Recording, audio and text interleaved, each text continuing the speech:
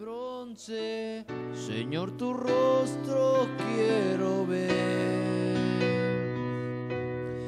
Pásame en la muchedumbre, por donde el sacerdote canta. Tengo hambre y sed de justicia, y solo encuentro un lugar. Llévame al lugar santísimo, oh, la sangre del Cordero Redentor.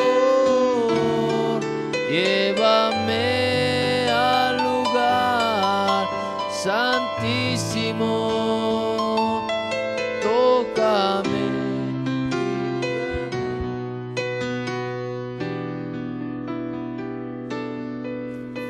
Vamos a orar. Señor, te agradezco, Dios, porque tú me permites primeramente estar en este lugar, Señor Dios, para poder, Padre, no solamente ver a mis hermanos, Señor, sino estar aquí para poder continuar, Señor, con aquello, Dios, con lo cual hemos sido comisionados para hacer, Señor, y es traer tu palabra, Señor.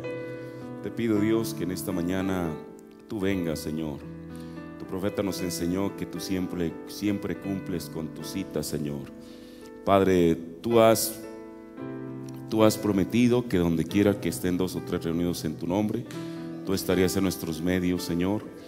Padre, pero depende de nosotros el formar esa atmósfera, Señor, de tal manera que tu Espíritu Santo pueda descender, Señor. Te pido, Padre, que tú nos ayudes, Padre, en la exposición de esta escuela dominical, Señor, y que todos podamos ser edificados con tu palabra. En el nombre del Señor Jesucristo, amén. Dios bendiga a cada uno de ustedes en esta mañana. Les saludo en el todo suficiente nombre de nuestro Señor Jesucristo, y me alegra el poder estar una vez más aquí con ustedes. Vamos a comenzar esta escuela dominical tomando la escritura en el segundo libro de las Crónicas, la escritura que hemos tomado durante varios domingos para hablar sobre este tema en esta escuela dominical. Segunda de Crónicas 29:35 dice: así pues hubo gran multitud de holocaustos con cebos de pacíficos y libaciones de cada holocausto, y quedó ordenado el servicio de la casa de Jehová. Amén. Tome su asiento.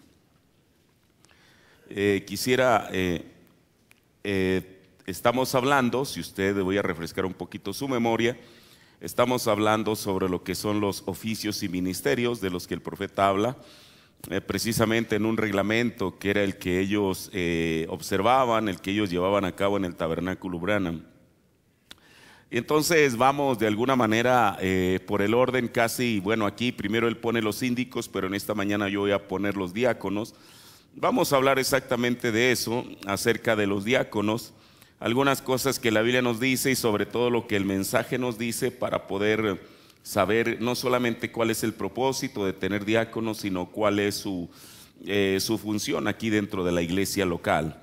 Mire, la palabra diácono viene de una palabra griega que prácticamente es la misma, nada más cambia una sola letra, que es esta: diáconos.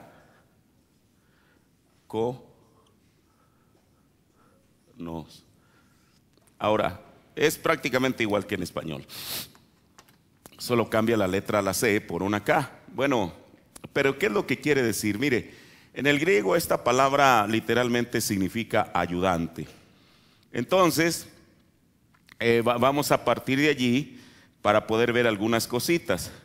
Mire, desde luego que para muchos de nosotros, y yo creo que más en el mensaje, las denominaciones para ellos no tiene mucho de importancia. El apóstol Pablo, el mensajero a la primera edad de la iglesia, él se refiere a una mujer como diaconisa. Ahora, usted sabe, en esta iglesia tenemos 5 diáconos, los cuales, bueno, están apostados aquí en el tabernáculo para poder cuidar del orden, aquí dentro de lo que es el servicio de oración, aunque su función va más allá que eso.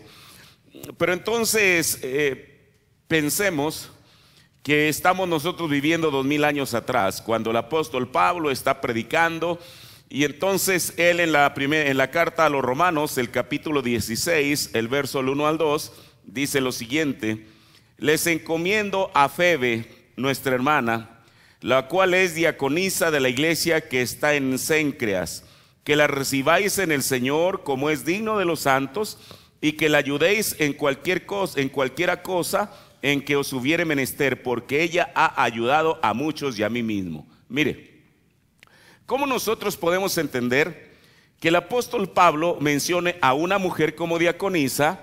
Y él no solamente la menciona, sino que él dice que cuando ella vaya a Roma, que la reciban bien, porque ella ha ayudado a muchos y a Pablo mismo. Bueno, podríamos imaginarnos si fuera una congregación como en esta mañana, en la cual hay un edificio, hay bancas, hay asistentes desde luego, y que Febe estuviera apostada o de pie en alguna de las esquinas de la iglesia. ¿Podríamos pensar eso? Bueno, mire, la palabra de Dios, ella corre en continuidad. Aquí hay una palabra que creo que para mí es importante en la última parte del versículo 2, donde Pablo está diciendo o le está dando algún crédito a Febe y dice, porque ella ha ayudado a muchos. ¿Qué dijimos que quiere decir la palabra diáconos en griego? Ayudante. Ayudante. Ayudante. Entonces, si Pablo está diciendo que Febe había sido un ayudante, no solamente para él, sino para muchos, bueno, esta es la vocación que ella tenía. Y Pablo la llama diaconisa, no precisamente porque Febe estuviera en la iglesia ahí de pie, quizá vamos a pensarlo como si fuera en esta mañana, quizá cuidando en orden, trayendo las cédulas a la iglesia, recogiendo la ofrenda, o como dijo el profeta, eso lo vamos a ver después, ayudando en servir la comunión, o viendo, encargándose de las necesidades espirituales de la iglesia. Esa no era la función de ella. Sencillamente ella era una mujer que había ayudado a Pablo, quizá en alguna necesidad, yo no sé y tampoco no quiero especular en qué, pero al menos el apóstol Pablo dice que él había sido ayudado por Febe, y dijo, y no solamente a mí, sino a muchos más. Entonces, esa sería, digamos, la función de ella. Ahora, yo no, de hecho el profeta, no recuerdo que él mencione específicamente en qué es que Febe había ayudado. Ahora mire, ¿por qué? Porque si uno va al libro de los Hechos, cuando recién comienza la iglesia, vamos a llamarle así la iglesia pentecostal, porque fue la que nació en el día de Pentecostés, los predicadores, los ministros, bueno, ellos sabían a qué papel habían sido llamados, y ese papel era a predicar la palabra. Entonces los griegos, como la iglesia crecía, imagínense, en el día de Pentecostés, de pronto, un día antes de Pentecostés, había 120 en el aposento alto. Ellos no sabían qué es lo que iba a suceder.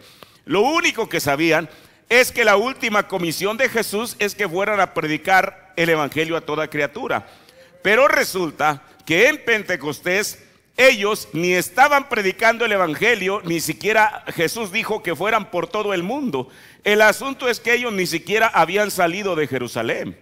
Más bien, dijo el profeta, estaban encerrados. El aposento alto es el segundo piso de una construcción, y estaban con las ventanas cerradas. ¿Por qué? Porque todos los judíos estaban en contra de ellos, o sea, los tenían en la mira. Ahora, Jesús mismo dijo en sus evangelios, tomando esta escritura que a través de la Biblia aparece en distintas ocasiones y circunstancias, Jesús mismo tomó la escritura, dice que heriré al pastor y las ovejas serán desparramadas. Si Jesús era el pastor de ellos, el pastor había sido herido, y no solamente herido, había sido muerto. Entonces, si Jesús era el eje alrededor del cual giraba todo, ahora recuerde, el ministerio de Jesús fue poderoso, como dice en el libro de los Hechos, no solamente en palabras, sino también en obra. Ahora, aquí hay algo, pero resulta que Jesús no había muerto. Bueno, sabemos que la vida de Jesús, el ministerio de Jesús tiene muchos ángulos a través del cual mirar. Él era el sacerdote, él era el cordero, él era el salvador, etcétera, etcétera. Pero hablándolo solamente desde el punto de vista de su ministerio, Jesús, o sea, el líder del movimiento, ya no estaba. Y no solamente eso, sino que había muerto bajo el escarnio y la pena capital del gobierno romano. Entonces él ya no estaba. Sus seguidores, ¿qué iban a hacer? No iban a andar precisamente llevando a cabo la comisión de Jesús, porque realmente no estaban en eso. Es más, aquí habían pasado casi 2 meses. Porque recuerde, Jesús resucitó y dice la Biblia que anduvo 40 días con ellos.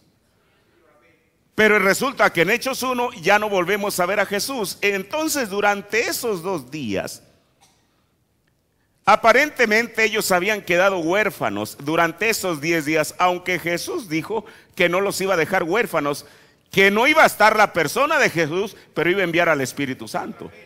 Entonces, ellos están ahí recluidos en el aposento alto, temerosos de los judíos, y entonces sabemos la historia.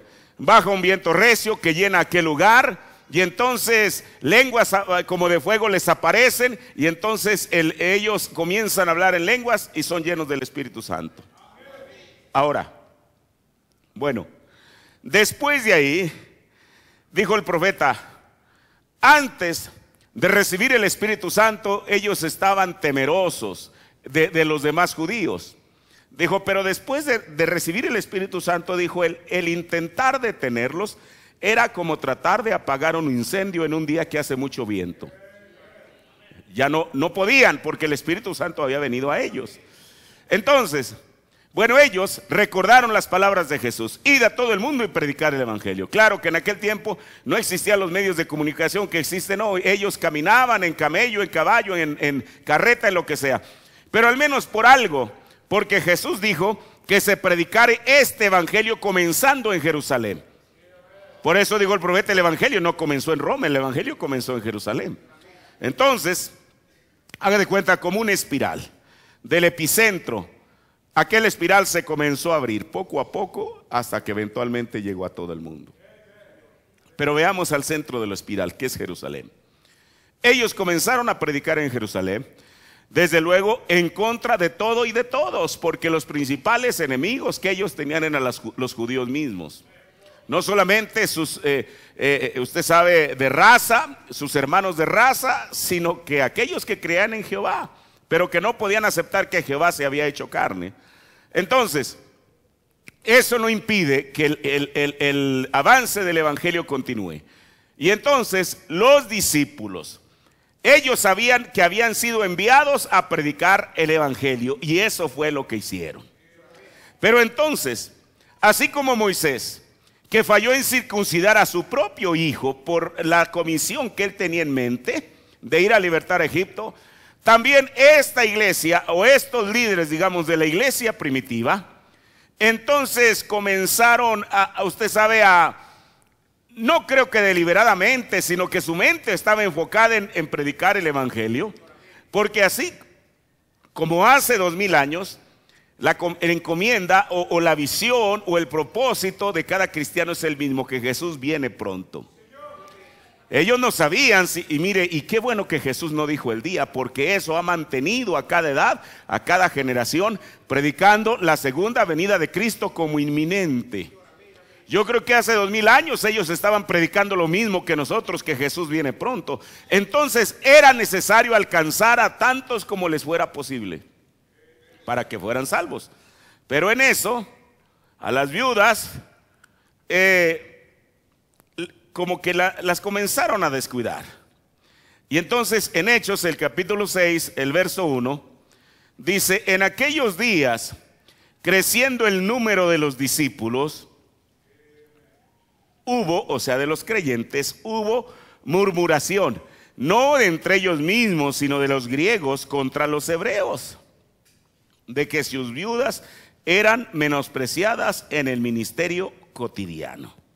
Y bueno, siendo que ellos escucharon eso, bueno, no hicieron caso omiso, sino que más bien convocaron a una reunión. Dice: así que los 12 convocaron la multitud de los discípulos y dijeron a todos los seguidores: no es justo que nosotros dejemos la palabra y sirvamos a las mesas. O sea, cada quien tenía que estar en el lugar donde Dios los puso. O sea, ellos no iban a dejar la predicación de la palabra por dedicarse usted sabe, atender a las viudas. Pero bueno, si el propósito principal, el eje principal es que la palabra fuera llevada, entonces ellos lo que tenían que hacer era buscar una alternativa. ¿Y cuál era la alternativa? En el verso 3 dice: buscad pues, hermanos, 7 varones, 7, de vosotros mismos, o buscad pues, hermanos, 7 varones de vosotros de buen testimonio, 1, llenos del Espíritu Santo, 2, y de sabiduría, 3, los cuales pongamos en esta obra. O sea, desde ahí hubo una separación entre lo que era un ministerio y lo que era un oficio. Los apóstoles, los 12 que convocaron a esta reunión, ellos no iban a distraerse en otras cosas, sino en la comisión a la cual habían sido llamados: predicar la palabra.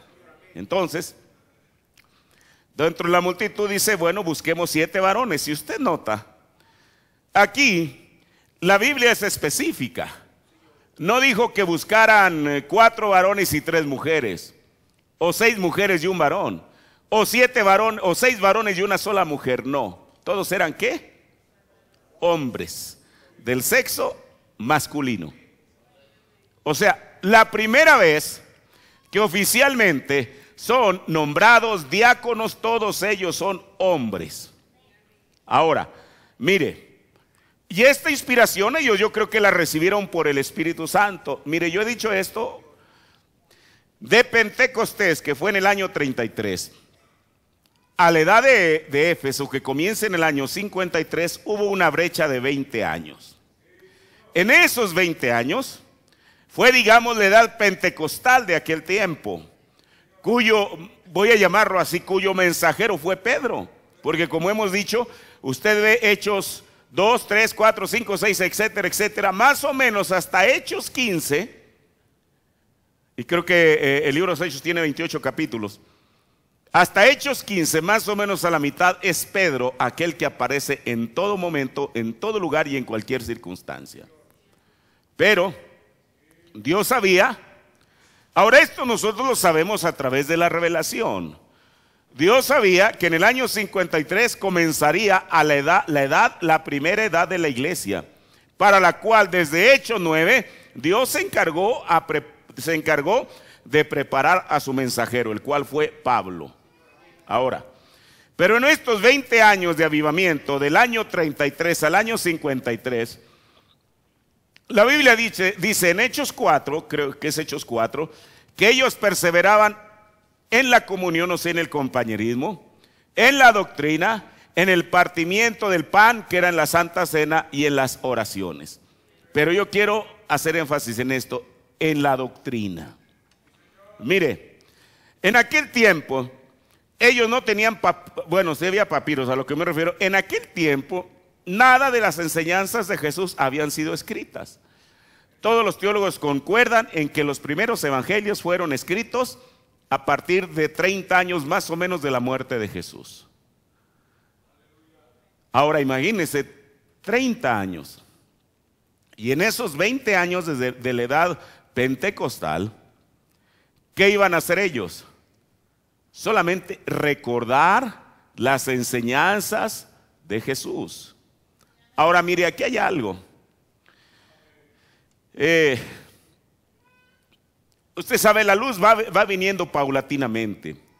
Jesús no explicó todas las escrituras que hablaban de él. Quizá algunos de ellos, quizá los más estudiosos, comenzaron a ver las escrituras y diciendo, bueno, esta escritura se puede referir al Mesías, y esta, y esta, y esta, y esta, etcétera. Pero mire, aquí hay algo. Para que el mensaje pudiera continuar en su pureza, ellos tenían que repetir las palabras exactas a sus hijos de lo que Jesús les enseñó. Porque de otra manera, lo que originalmente 11, porque Matías fue electo después, Pero aquellos 11 que originalmente habían oído de Jesús, ellos tenían que ser fieles para repetir no solamente a sus hijos, sino a la gente que estaba escuchando las enseñanzas de Jesús. Pero con todo y eso, realmente el ministerio del profeta dice que un 86% del ministerio de Jesús fue sanidad. Entonces un 14%, que es un margen muy pequeño, fue enseñar. ¿Qué quiero decir con esto? Que realmente era muy poca la enseñanza que tenían. Pero con todo y eso, se mantuvieron. ¿Hasta qué? Hasta que llegó Pablo y él dijo, yo como perito arquitecto, yo les puse el fundamento. Ahora, entonces, estos, digamos, dentro de la revelación que Jesús les dio, o que ellos tenían de parte de Dios, porque mire, también hay otra cosa. Cuando Jesús llamó a los primeros discípulos, si usted nota, ninguno de ellos era mujer. Todos eran varones. Es más, los 70 ministros que eran allegados a Jesús, ninguno de ellos era mujer. Ahora, entonces, ¿dónde cambiaron las cosas? ¿Dónde cambió la Biblia para que hoy en día, inclusive los anglicanos, quieran meter mujeres en el ministerio? Mire, este papa que está ahorita presentemente, yo no sé si él sea católico o qué sea. Este hombre ha venido, entre comillas, a revolucionar muchas de las cosas de las cuales la Iglesia Católica estaba en contra. El aborto, los divorcios, el homosexualismo. Y una de las cosas que él está viendo es el incluir mujeres en el ministerio. Cosa que antes eso no se había visto. Pero bueno, la Biblia solamente habla de varones. Me voy a regresar a mi tema respecto a los diáconos. Entonces, fueron elegidos originalmente estos 7 varones para que estuvieran en el oficio de diáconos. Mire, por eso hasta hoy en día, bueno, yo una vez escuché, lo cual para mí se me hizo extraño. En parte lo creo porque la persona que me lo dijo es un hermano muy serio. Que hay no sé cuántas iglesias del mensaje haya, pero al menos de una, en el cual tienen mujeres apostadas, tal así como están los diáconos. Y uno les pregunta, bueno, ¿y estas mujeres cuál es su razón de estar ahí? Dice, no, es que son edecanes. Bueno, le digo, yo no he estado ahí, pero la persona que me lo dijo es un hermano, es más a él, bueno, ok. Él es muy serio y él fue ahí y dijo, hermano, una de las cosas que a mí no me pareció fue esa. Y dije, pues qué raro, ¿no? Yo digo, bueno, el ministro no conocerá el mensaje, la Biblia o qué le está pasando. O a lo mejor lo hace por querer ser distinto, porque eso también puede ser un motivo. Pero mire lo que el profeta dice en ¿por qué no somos una denominación? Párrafo 167. Ahora noten bien que estas predicadoras, cuando entraron, él estaba hablando de la iglesia en Éfeso, de la iglesia en Corinto. Usted sabe, muchas de aquellas religiones dentro de sus rituales incluían mujeres. Incluso en Éfeso tenían una diosa que era mujer, Diana. Entonces si para ellos, como dijo el profeta, ellos decían que Dios es una mujer, pero Dios no es una mujer, Dios es un hombre. Entonces dijo, muchas de las mujeres estaban como sacerdotisas en los rituales. Cuando ellos vienen al cristianismo, piensan que muchas de las cosas que ellos, la manera en que ministraban en su antigua religión pagana, podían ser de alguna manera aplicables al mensaje. Por eso, si usted nota, a los corintios fue uno de los cuales, a los cuales el apóstol Pablo les remachó que a la mujer estaba prohibido siquiera hablar en la congregación, mucho menos ministrar. A Timoteo le instruyó y le dijo, porque yo no le voy a permitir a la mujer predicar ni tomar autoridad sobre el hombre. Por eso, a esto se refiere lo que dice el profeta en ¿por qué no somos una denominación? Dice, ahora noten bien, que estas predicadoras cuando entraron, pensaron que tomarían la autoridad. Pero eso es totalmente prohibido por Dios. Y permítanme, mientras estamos en este tema de mujeres, ¿ven? Y ahora aquí dice, si hubiera entre vosotros alguno que sea espiritual o profeta, reconozca que lo que escribo son mandamientos del Señor. mas el que ignora, ignore. Y por eso es que este tabernáculo, escuche, y por eso es que este tabernáculo no permite ni ordena mujeres predicadoras. Bueno, eso ya lo sabemos. Pero no solamente eso, dice, diaconisas o ninguna otra cosa donde la mujer ocupe un oficio en esta iglesia. Y es porque aquí está la escritura y está claro. Eso lo entendemos entonces. Entonces, aquí en esta iglesia ni se ordena mujeres predicadoras, pero tampoco ¿qué? Diaconisas. Y eso no contradice a esto, claro que no. Una cosa es una cosa y otra cosa es otra. Entonces, no se permiten tampoco diaconisas o ninguna otra cosa donde una mujer ocupe un oficio de en esta iglesia. O sea, entonces, ni hay mujeres predicadoras, ni hay mujeres que son diaconisas, ni hay mujeres que sean síndicos, ni hay mujeres que sean tesoreras. Es más, le voy a decir esto, ni hay mujeres que sean secretarias. Usted dice hasta esto, sí, por eso es que el hermano Branham, yo creo que se los he dicho, que el hermano Branham nunca tuvo de secretaria una mujer, siempre fueron hombres. El primero que él menciona era un hermano que se llamaba Rora Cox, era un hermano anciano, y él lo que le ayudaba en los años 40 y 50 es que a diario al apartado postal que el profeta tenía en Jeffersonville llegaban literalmente miles de cartas. Él no las podía leer todas ni atenderlas. ¿Qué era lo que hacía? Puso al hermano, como le dije, Rora Cox con su esposa, y ellos eran los que recibían la correspondencia y eventualmente la contestaban. Si era por oración, le contestaban con una carta y le ponían ahí una tela por la cual el hermano Branham había orado y regresaban la carta. Tiempo después, al final, creo yo, del ministerio del profeta, el secretario del hermano Branham era el hermano Billy Paul. Por eso él nunca tuvo una mujer como secretaria. Entonces, por eso, según lo que dice el hermano Branham aquí, entonces, dice, y por eso es que este tabernáculo no permite ni ordena mujeres predicadoras, diaconisas o ninguna otra cosa donde una mujer ocupe un oficio en esta iglesia. ¿Me explico? Y es porque aquí está esta escritura y está claro. Ahora, en la edad pentecostal solo se pedían 3 requisitos que no eran poca cosa tampoco, desde luego, para los diáconos. Uno, que tuvieran buen testimonio. Segundo, que fueran llenos del Espíritu Santo. Y tercero, que fueran llenos de sabiduría. Ahora, cada una de las cosas nosotros sabemos que la ley era la sombra. Pero entonces estas cosas, ¿de dónde provinieron? Mire, en el Antiguo Testamento estaba la sombra del propósito de tener diáconos, y esto fue en el tiempo de Moisés.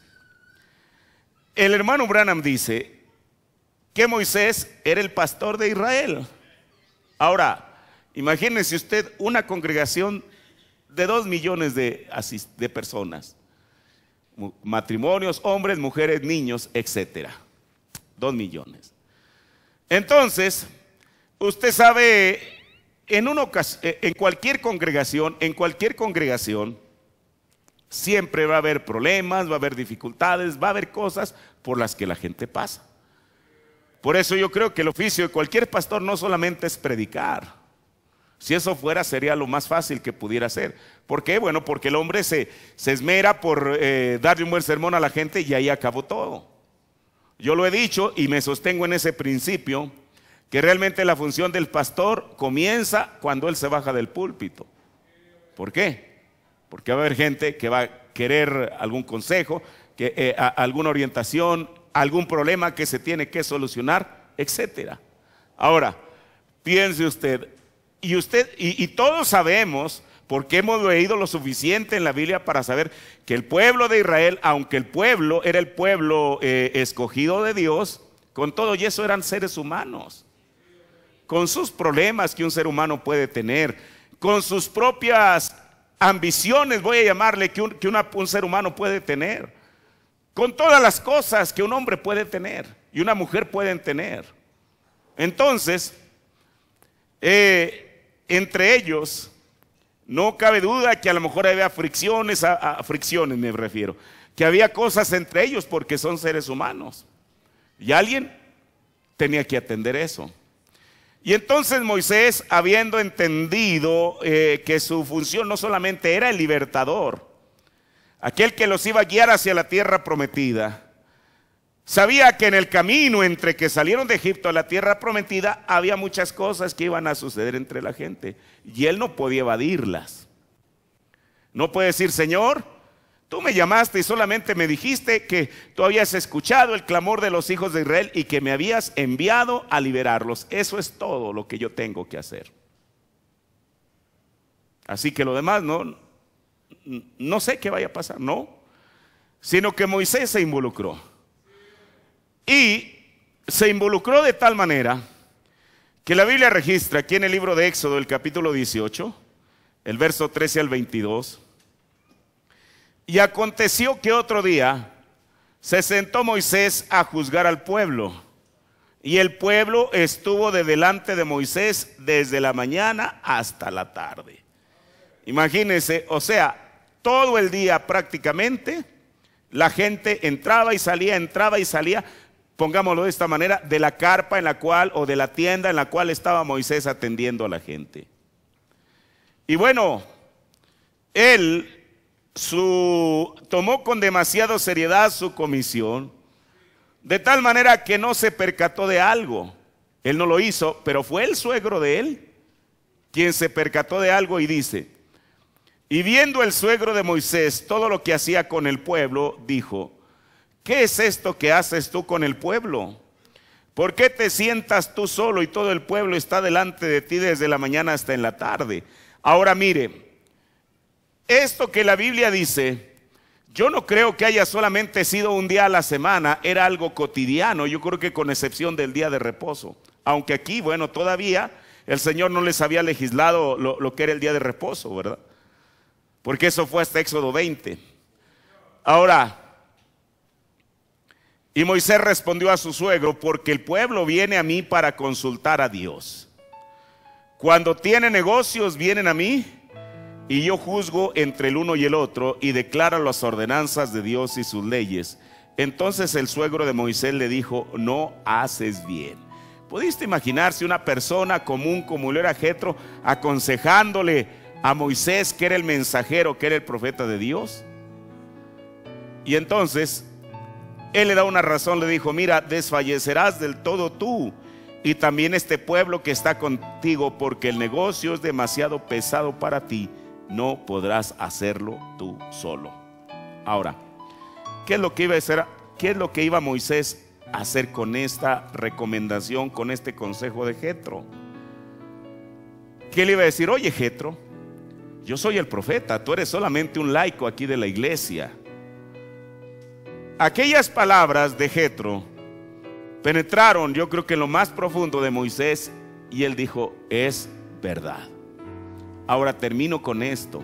Mire, ni Moisés sabía, ni nadie sabía, solo Dios, que el pueblo iba a estar 40 años en el desierto. Ellos pensaban, como dijo el profeta, en unos cuantos días entran a Canaán y todo bien, se cumple lo que el Señor dijo, pero no. Entonces yo creo que Jetro fue inspirado por Dios. ¿Por qué Moisés? Ahora, imagínense, no era fácil. Por eso el carácter de Moisés fue cambiando. Usted dice, ¿fue cambiando? Claro que sí.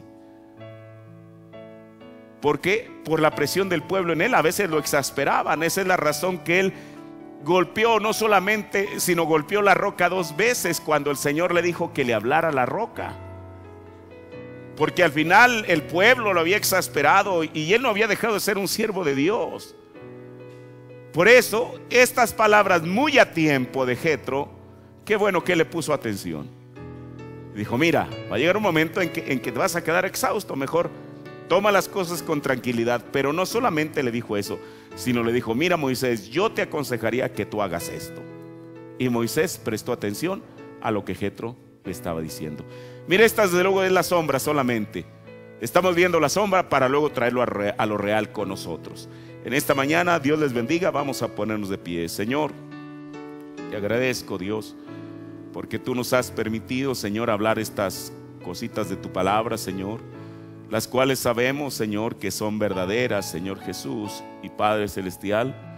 Ayúdanos, Dios, a entenderlas, Señor, y que ellas se queden en nosotros, Señor Jesús, como una lección que aprender, Señor, en el nombre de Jesucristo. Amén. Toma su asiento. Dios les bendiga.